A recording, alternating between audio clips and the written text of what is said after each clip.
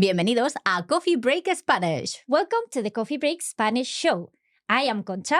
Y yo soy Anabel. ¿Qué tal, Concha? Muy bien, ¿y tú? Yo muy bien y con muchas ganas. ¿Sí? Perfecto. So in these weekly episodes, we help you improve your Spanish one sip at a time.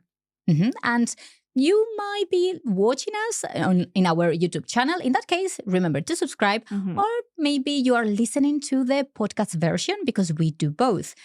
If you are listening to us, of course, remember to subscribe to the podcast feed wherever you are listening us to.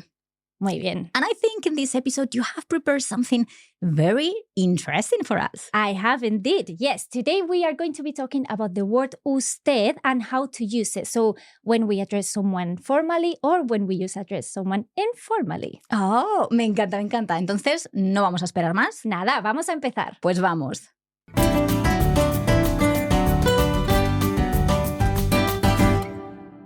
Muy bien, Concha. So we are going to be learning about usted.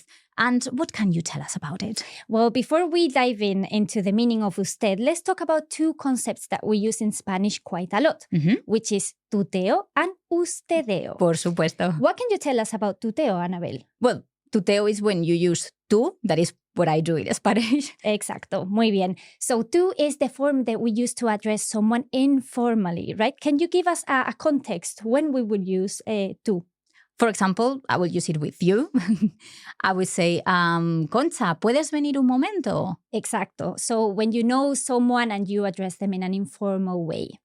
Vale, so that's tuteo. And then we have ustedeo, which is the same, but when we address someone in a formal way. So, for example, someone other than you and that you don't know. Can you give us an example, Anabel?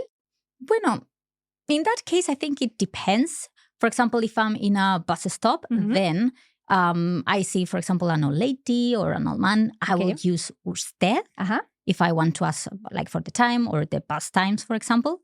Okay. But if I see someone kind of like my age or even younger, using usted will sound like strange. Don't you think so? Yeah, exactly. So even if you don't know that person, if it's a younger person, then we would use tú anyway.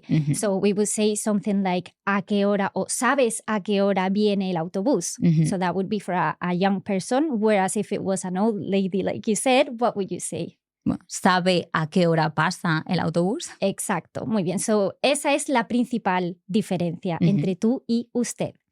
And this is in Spain because we are both from Spain. I'm from Sevilla and you are from Madrid. Exacto, muy bien. But it gets a little bit more complicated when we go to Latin America. So in Latin America, we use different forms for informal addressing. So we also have tú, but we have another one that we can also use. Do you know what I'm talking about, Anabel? Well, I know vos. Ajá, exacto, muy bien. So in some countries, we use vos as tú for informal. However, for formal, we use usted generally in Latin American as well. However, in some countries like Colombia, we use usted for not informal, but for when we want to talk about or talk to someone in a more loving way. So, for example, if I were to ask you a favor, for example, I could say something like, por favor, Anabel, ¿puede llevarme a la estación de tren? So that is in a little bit more of a please, could you, but it's not formal, it's in a loving way. Oh, yeah, nice. I like it. I think I remember like watching a TV show when I was younger, and it was recorded or filmed in Colombia, and they used usted, and I thought it was lovely. Exactly. Yeah, that's nice. And for us, it's a little bit confusing because hearing usted used in that informal way is a little strange, but it's very nice to use it in that loving way. Oh, a mí me encanta escucharlo. Sí, estoy de acuerdo. Y ¿qué pasa con el plural? What happens with the plural form? Vale, el plural. The plural will always be ustedes. So the conjugation for ustedes is used always as the plural in Latin American Spanish. Okay, so no vosotros?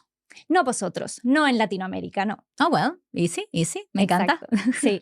And there is one more thing, just as a little bonus piece of information, that in Spain, in a very specific region, in Andalucía, you might hear people using ustedes, but then conjugating the verb in vosotros. So using ustedes in an informal way, but conjugating with vosotros.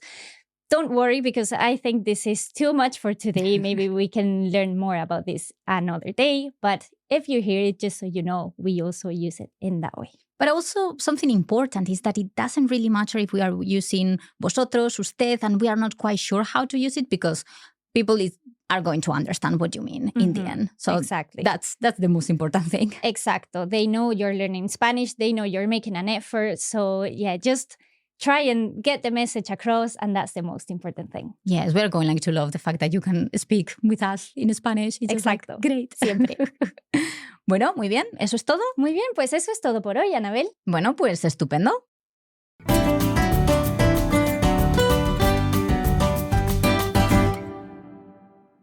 Well, that's everything for today. We hope you have enjoyed this lesson.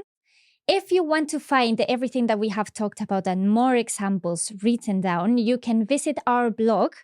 We have posted the link in the description of this episode, of today's episode. And if you would like more help with your Spanish, remember that you can get regular free email lessons. And in order to get those, you just need to visit coffeebreaklanguages.com/Spanish. Muy bien, Anabel, pues eso es todo. Bueno, gracias a ti y gracias a vosotros y hasta la próxima. Happy coffee breaking.